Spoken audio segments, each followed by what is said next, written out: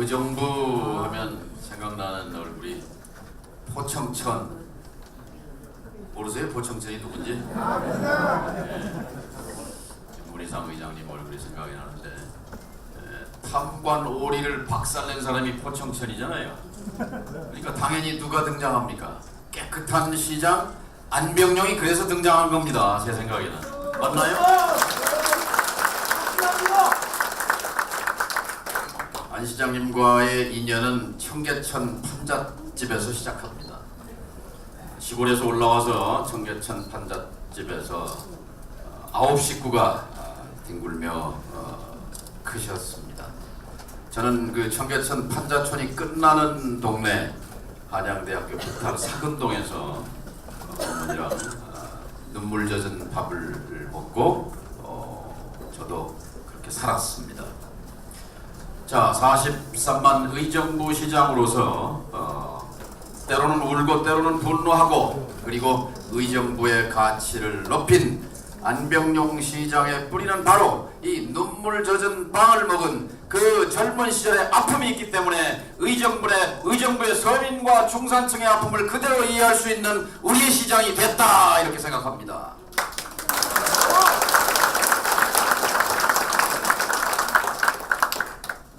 안 시장님의 철학을 이 앞에도 써져 있습니다만 자신을 태워서 세상을 밝히는 촛불처럼 시장의 사명이 그것이다. 인터넷에 안병용 철학 이렇게 치면 이렇게 나옵니다. 자신의 입신이 아니라 시민을 섬기고 겸손하게 봉사하는 직분이다. 내가 아니라도 그에 합당한 사람이 있으면 나는 언제라도 깨끗하게 양보할 자세를 갖고 살아가는 사람이다. 저는 이 말씀을 들으면서 감동이 왔습니다. 만일 세월호의 선장이 안병용이었다면 생명을 모두 다 살렸을 것이다 하는 그런 생각이 들었습니다. 여러분 그렇게 생각하시지 않습니까?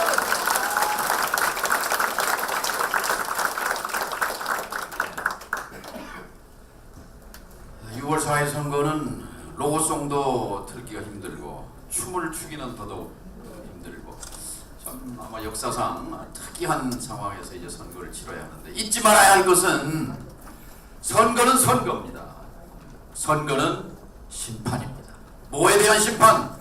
생명을 살릴 수 있었음에도 불구하고 사고는 날 수 있습니다. 그러나 사고는 날 수 있었지만 다 살릴 수 있었던 그 절체절명의 시간을 놓치고 단 한 명도 살리지 못한 그 무능과 무책임에 대해서 끝까지 책임을 추궁하는 것이 육사선거의 의미다. 저는 그렇게 생각합니다.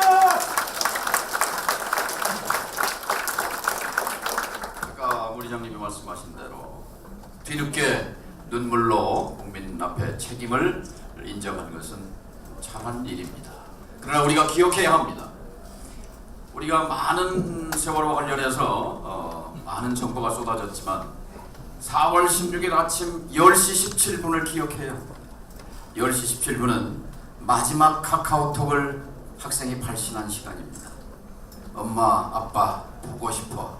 배가 기울고 있어. 이게 마지막 신호였습니다. 그 이후에는 교신이 끊어졌습니다. 자, 1시간 반 동안, 사고가 나서 1시간 반 동안 마지막 10시 17분 이 마지막 카카오톡이 올 때까지 대한민국 국가는 없었습니다. 대한민국 정부는 없었습니다. 대한민국 대통령은 없었습니다.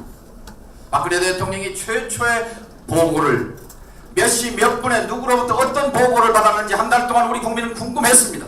엊그제 국회에서 그게 밝혀졌습니다. 10시 7분이었습니다. 10시 7분. 이제 마지막 엄마 아빠 보고 싶어.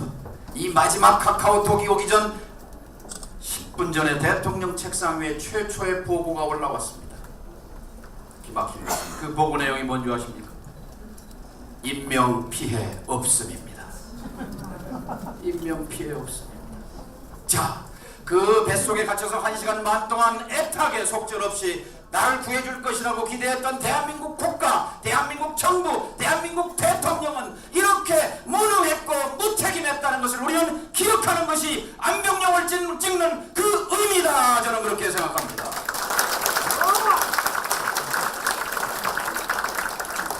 청와대가 또 이렇게 말했어요. 재난 재난의 사령탑은 청와대가 아니다. 많은 국민들이 분노했습니다. 대통령은 이렇게 취임합니다.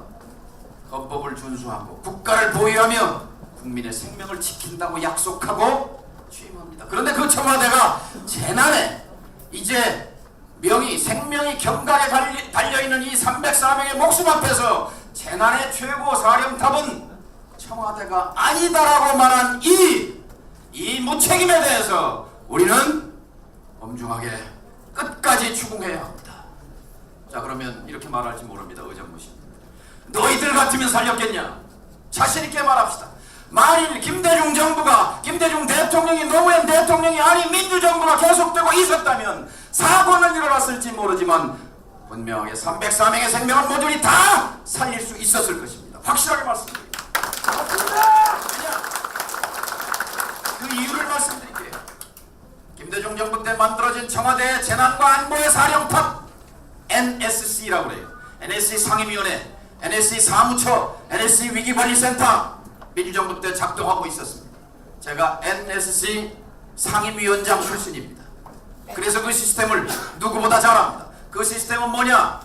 산불, 태풍, 지진, 선박, 대한민국의 안보 관련, 재난 관련 어떤 상황이 발생해도 이것을 24시간 청와대 지하방가에서 모니터하고 가장 빠른 시간 안에 최고 통치권자인 대통령에게 신속하게 보고하고, 그리고 대한민국의 안전 시스템을 총이 아무리 있어도 방아쇠를 당겨야 격발되잖아요. 이 안전 시스템을 돌아가게 하는 격발 효과, 이 세 가지 목적을 위해서 청와대의 위기관리 시스템이 만들어져 있었습니다. 그런데 이것을 없애버렸습니다. 이것을 폐지해버렸습니다. 누가 폐지했는지 아시죠? 문희장 의장님이 말씀해 주셨습니다. 이명박 대통령이 없앴습니다. 이명박 대통령을 없애고 여객선 25년 되면 폐선되는데 국회도 아니고 대통령의 명령으로 30년으로 연장하는 바람에 고물선 이 여객선이 들어와서 사고를 자초한 것 아닙니까? 국회에서 청문회가 열린다면 반드시 이 대목에 대해서 이명박 전 대통령의 증언이 필요하다. 저는 그렇게 믿습니다.